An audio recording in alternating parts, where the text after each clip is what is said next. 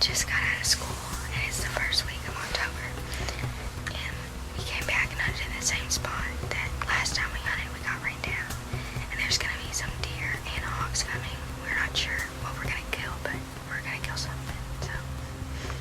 One of the mistakes I made on this hunt, being a cameraman, I wanted to be in the middle of the blind. I knew if I was in the middle, I could film. If the deer come out to the right, I can film, but I also knew if hogs came out, they were gonna come to the feeder, and I needed to be able to get the camera around to film under the feeder. And while we were sitting there, I mean, we were really, really close. I'm looking at the crossbow limbs, I'm looking at the tripod of my camera, and I think, well, if she shoots, those limbs may hit the tripod. So I kind of give it the old square eye, you know, and look at it, and I move my tripod over about an inch. I move the crossbow rest over about an inch, and I think that'll clear. And, you know, right off the bat, here comes the doe. And I'm turning over here filming, and this whole entire time, I'm concentrated 100% looking at the flip screen of the camera. Everything else doesn't matter to me in the world. That's the only thing I've got on my mind, is making sure that the footage is good. The doe's out there at 25 yards. The crossbow is accurate at 25. Hannah knows where to aim. Everything's good. She whispers to me, "Dad, can I shoot?"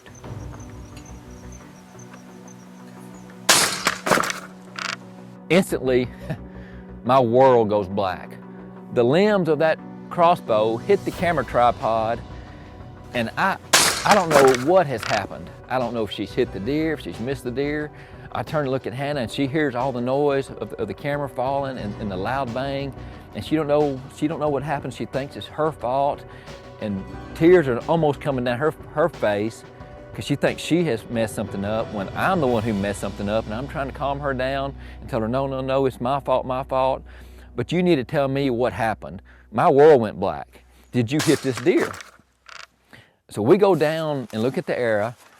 Not any blood much at all on the arrow. And because it's in the sand, I can follow the deer's tracks where it ran off, and in about 60 or 70 yards, we pick up just on a little bit of blood, and it would just turn out to be just a flesh wound. And we followed the tracks in the sand, and luckily, you know, about 3 or 4 weeks later, I started getting pictures of these deer again, and the doe that she missed because of my fault came back in there, so I knew the deer were still around. But the mistake was I was trying to be more of a cameraman than more being a dad and making sure she could have the hunt. If I could just move my camera right and get everything ready for her, that hunt would be successful, and it turned out to be my fault. And it was really bothering me too.